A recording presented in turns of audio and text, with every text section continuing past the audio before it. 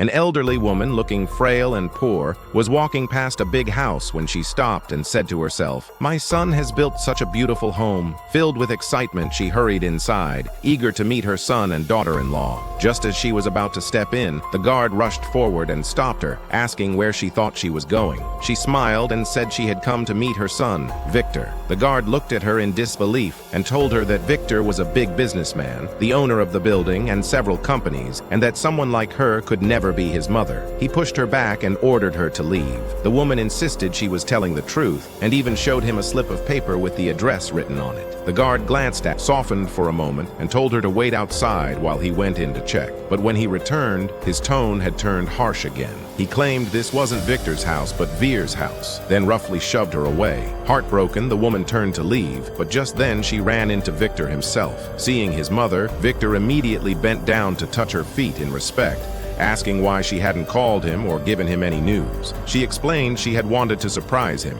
Victor smiled and told her she had done the right thing by coming and asked her to come along with him. But she hesitated and said that this wasn't his house, that the guard had insisted it belonged to someone else. Hearing this, Victor grew serious and went straight to the guard. Terrified, the guard admitted he had only said those words because the lady of the house, Victor's wife, had ordered him to. Enraged, Victor nearly struck the guard, but his mother stopped him. Victor then confronted his wife, who pretended not to know anything. When pressed, the guard confessed the full truth. Victor's wife had told him to lie and say it was the wrong house, and if he wanted to keep his job, he had to drive the old woman away by force. Victor's anger deepened, but he turned first to the guard and said his punishment would be to serve his mother for the entire day, making up for the insults she had suffered. Then he turned to his wife and asked what punishment she deserved. Furious, she snapped back that she didn't want his old mother living with them because she would interfere, criticize her clothes, her cooking, and try to make her live like a villager. Victor looked at her sternly and said, "And for that, you threw my mother out of her own house? This house truly belongs to her.